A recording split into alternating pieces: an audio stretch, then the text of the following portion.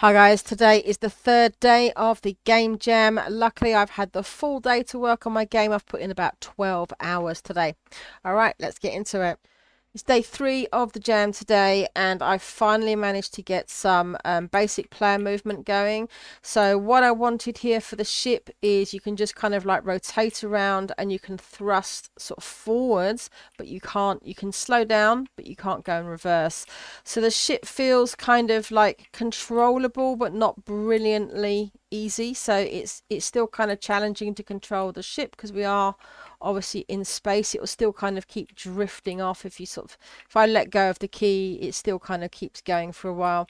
You'll notice it bumps into the edges there. So what I've done for that is, for the moment, I've just got a static background. Doesn't look great, but it will do for now.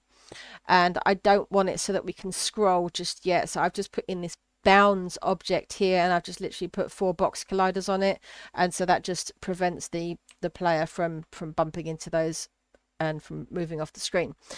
So last night while I was at work, I had a lot of time to think, and I came up with so many ideas for things I want to do with the game.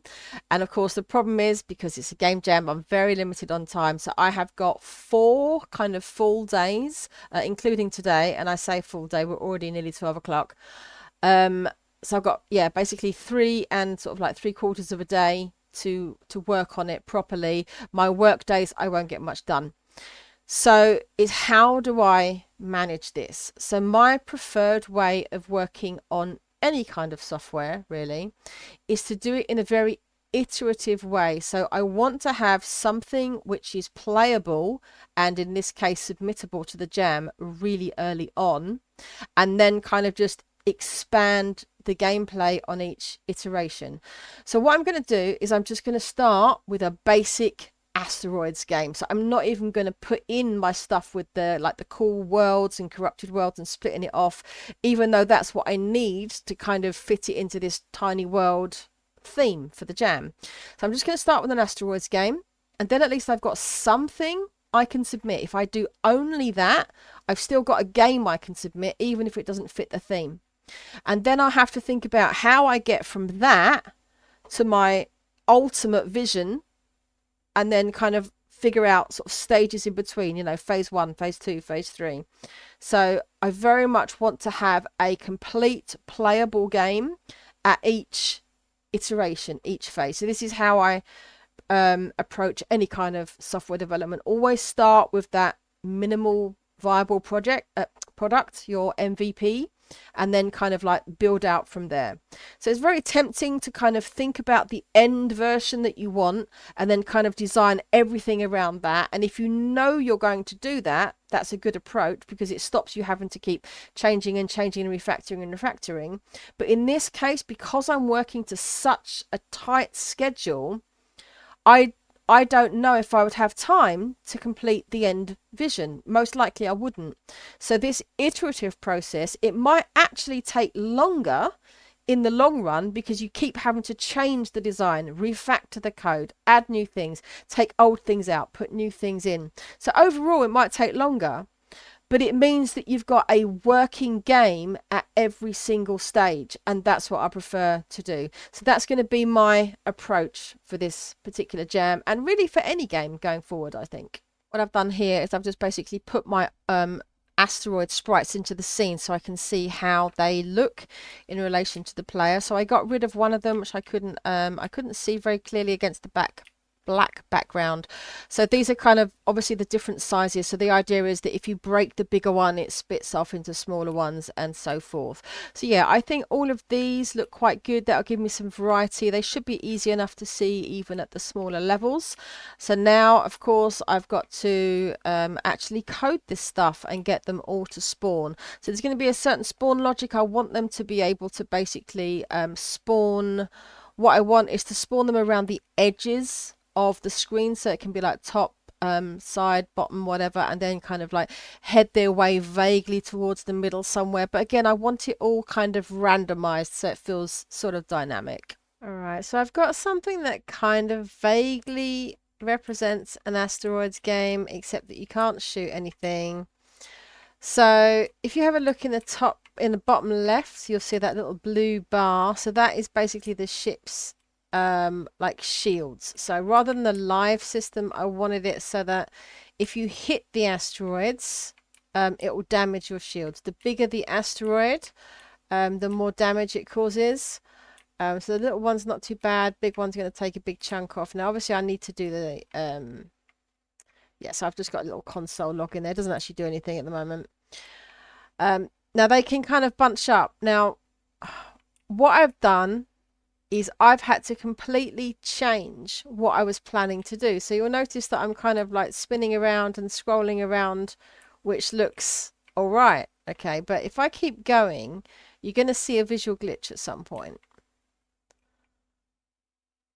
Let's see if I can show you, and then I'll show you. There it is. Okay, so what I've got is if I put this in focused, at first when I recorded the last part of my video earlier, I was thinking I could play the game just in this sort of tiny little screen area and have asteroids appearing on, but then I realized it's not really going to work because I'm not doing just a basic asteroids game. I'm doing a game where you've got to kind of go and hunt down this planet that needs to be destabilized, the planet which has been corrupted, and you've got to split it into all its different worlds, because at this point this is just an asteroids game and that doesn't really fit the theme.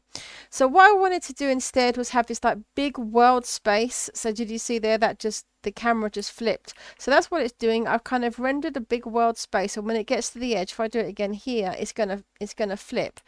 And in terms of the background looks quite seamless, but of course if the asteroids are floating around the edges of the screen there, if I go this way, if I do it slowly there, and I'm now over here, the asteroids, because they're not moving with the player, they're not flipping as well, it becomes obvious. And I have spent so many hours today trying to get this whole concept working. First of all, I tried to do an infinite scrolling background. That just didn't work. I tried to do like a parallax thing like I had in my in that little test project that I did a while back. I've tried to do so many things, and it's taken me so long just to get this far. And of course, you can't even shoot the objects yet. But it's going to have to do for now. And I'm really bummed out because it's like 8:30 at night. I've been out at this for over 12 hours today. And I feel like I've hardly got anything for the amount of work I've put in. But also I spent some time kind of trying to do things properly. So the actual asteroids themselves, I've got a bunch of prefabs for, if I just make this a bit bigger, a bunch of prefabs for the sprites. And then I've used something which I've done for the first time. I've created these scriptable objects. Now I had to learn how to do that, and these basically define the different kind of sizes that they can be, and that defines what the size is. I haven't put the scoring in there yet because I haven't done that. So then in my asteroid spawner, which is over here, I can take that out now.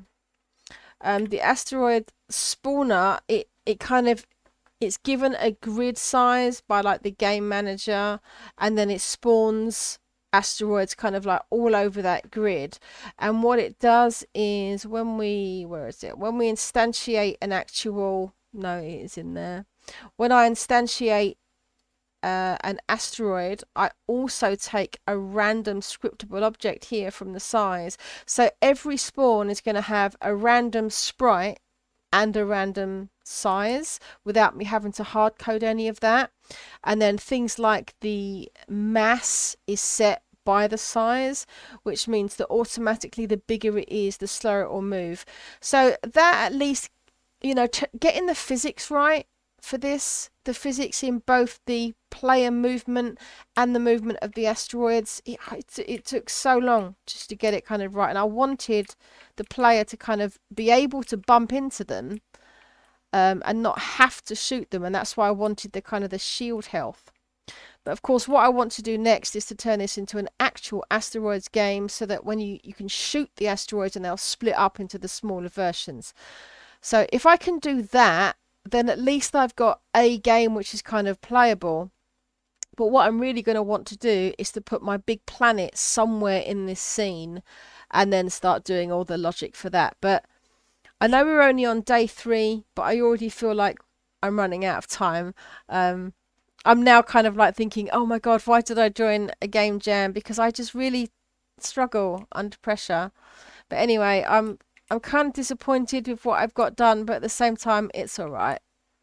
It's not too bad. Can you see my cat in here? She's looking at that flip. She's looking at the screen. She's going to start pouring the screen at the moment because she's watching my player, my ship move around. No, you can't play with it. No.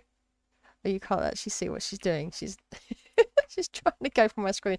Anyway, I'm waffling. But yeah, I'm going to move my cat and then leave it there for today.